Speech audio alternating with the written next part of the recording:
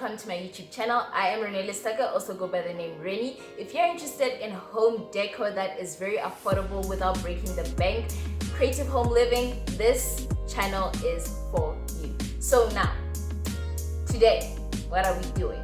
So today we'll be creating 3 different DIYs that will basically uplift your home, give your home something, a bit of a statement piece, catch that English, a statement decorative piece in your home. And you're interested in that kind of stuff, stay tuned on this video, and we're basically gonna get straight into it. I'm not gonna waste any time.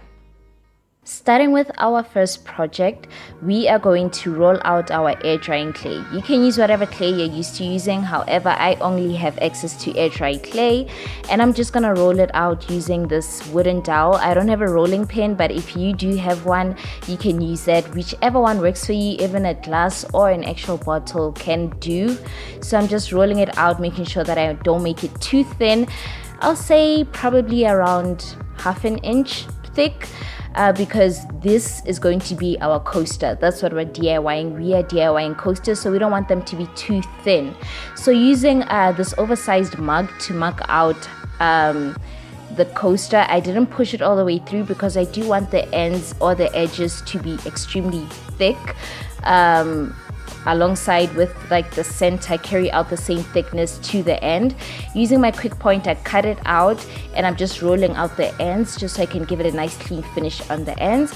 And then I'm gonna start shaping out the edges so that it can hug whatever glass or mug that it's gonna sit on. Using the bottom of the mug, I'm obviously trying to mold out the edges, trying to get them nice and curved, ensuring that it does fit whatever glass or mug that I will be putting onto this coaster, since I am trying to give it a body hugging edge or end. And as soon as I got it to the way that I wanted it, I let it air dry overnight, and then after it was dry, I went right ahead and I sanded it down.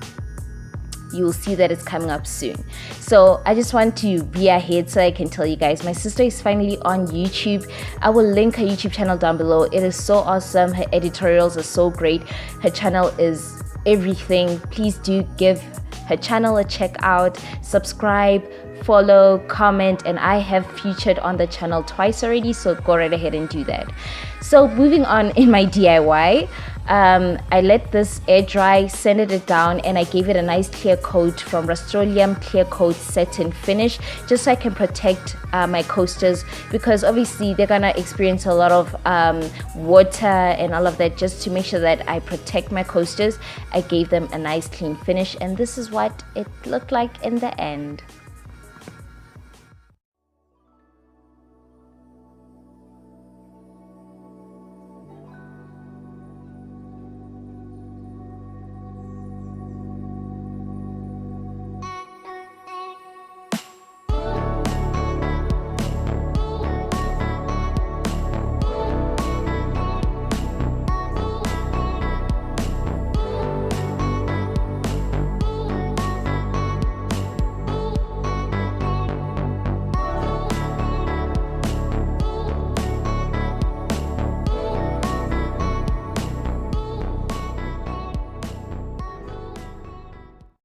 Coming into our second project, we are going to need some tape, some jute twine or wool, and some beads of whatever size that you feel like getting. So we're going to start to actually tape off the edge, basically creating an egglet. If you don't know what an egglet is, it's that tip of your shoelace, which helps you to loop in your shoelace through those holes. That way it's going to make it easier for us when we're looping it through the beads.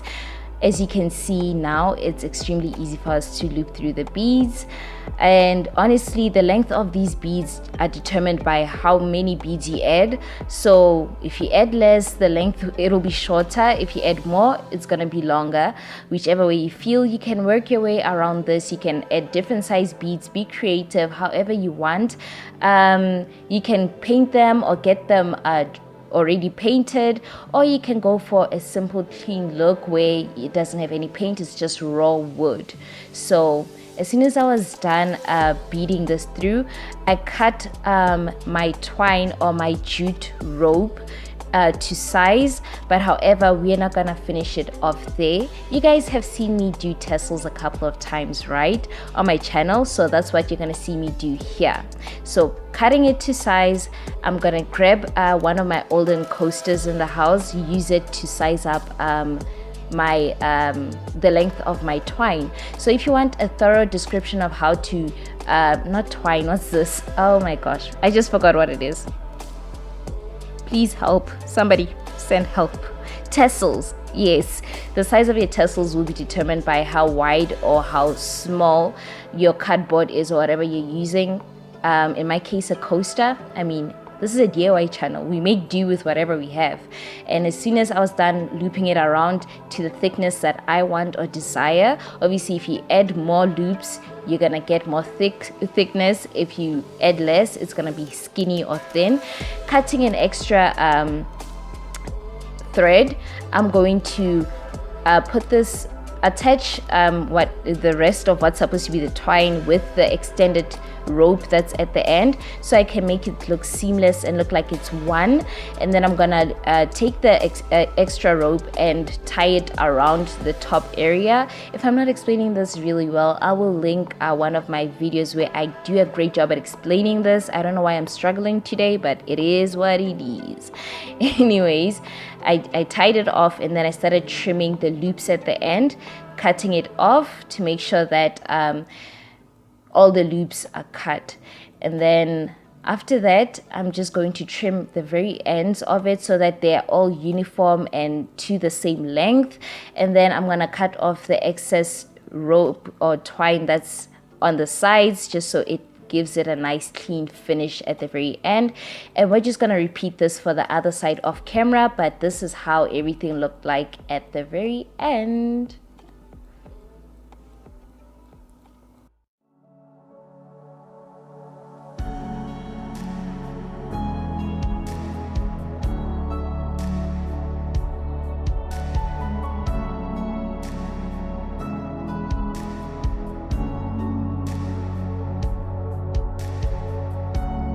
This is our third project. So I got this from my mom's house.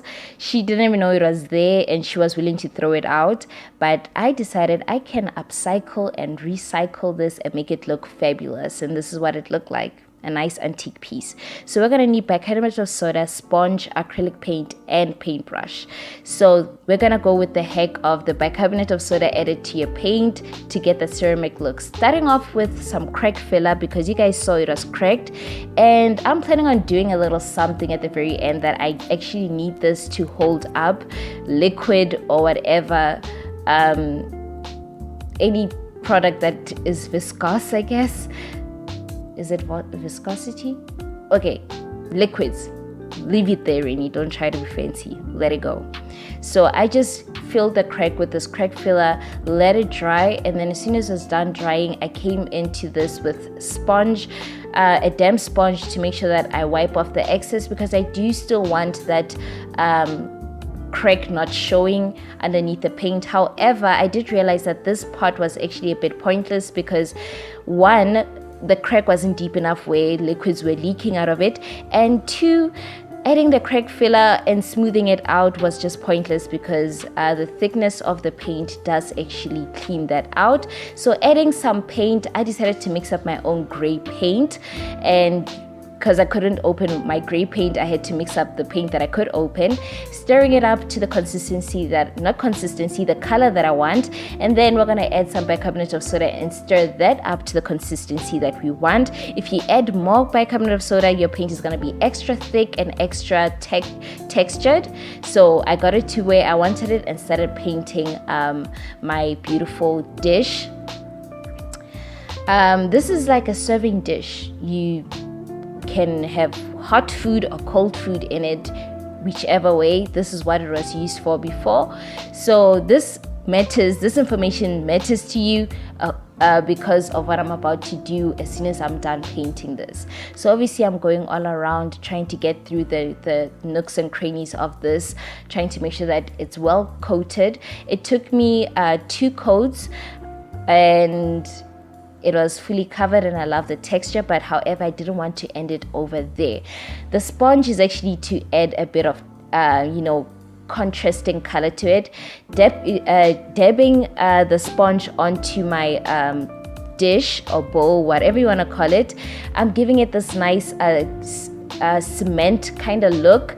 It does give it a little, rustic, cemented look to it, and you can add as much or as little as you want, or you can skip the step, whichever way you feel about it. But I honestly love the fact that I did add this touch to it. And honestly, when my dad came to visit me and he saw it, he just couldn't wrap his mind around how it looks the way it looks. So I love that because it creates a nice conversation around it, and it's a nice conversation piece. Now I'm going to get a candle from Mr. Price Home. I chose the Magnolia. I love the scent, and I'm going to melt this candle, and I am going to turn this dish into a candle holder. What? Yes, I said it.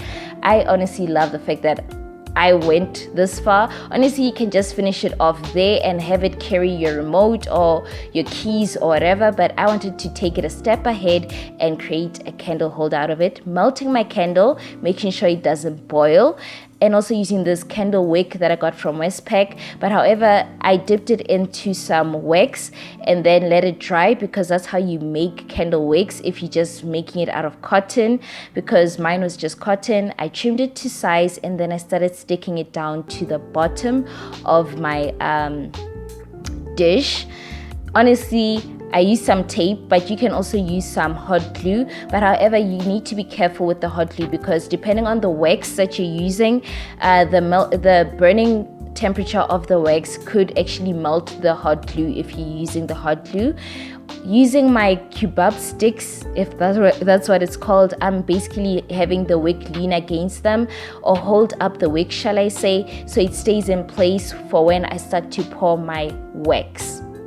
Honestly, I didn't use the wax hacks or tricks on how to create candles, but however, I do suggest you watch candle making videos in order to get this right. And this is what the wick looked like before I poured it in, and making sure I don't over pour and I pour it a consistent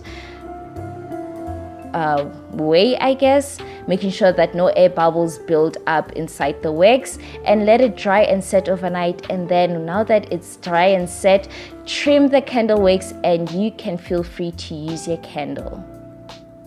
This is what it looked like before, getting into what it looks like now.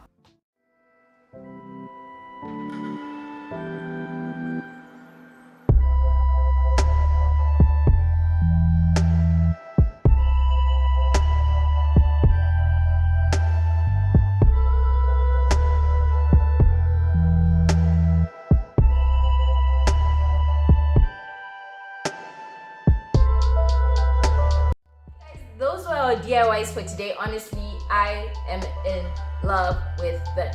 So when it comes to the coasters, I am happy because they look handmade. They don't look perfect, but they look handmade, and I really love it. And I hope you guys try it out for yourselves and have the fun that I had. And those coasters are definitely going on to that bar cut DIY. And when it comes to the candle that I made, okay, I didn't make the candle, but when it comes to that upcycled beautiful vase, which is still being it's still being sold. That's what I'm trying to say. It's still being sold online. It's about $40-something, so it is worth a lot. But honestly, mine was cracked. It had a chip on it, and I had to repair that. But however, I still feel like it could be worth that much for it being a great antique piece. But upcycling it and turning it into a beautiful candle, honestly, I really loved that DIY. And when it comes to the beads, that is a very simple, easy, affordable DIY. Very, very affordable. The most affordable one on my channel, I think. But it'll have to battle with the vases, I think.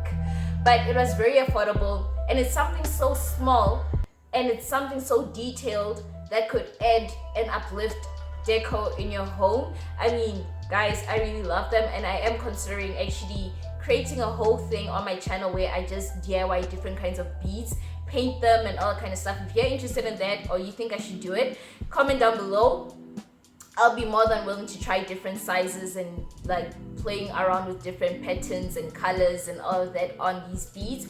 And that is it for our video, and I hope you enjoy it. Please comment which one was your favorite out of all the 3 DIYs down below. Let's have a conversation. If you're willing to try these DIYs and you decide to actually try them, please don't forget to tag me on my socials, which are linked down below. And with that being said, be kind, love and light.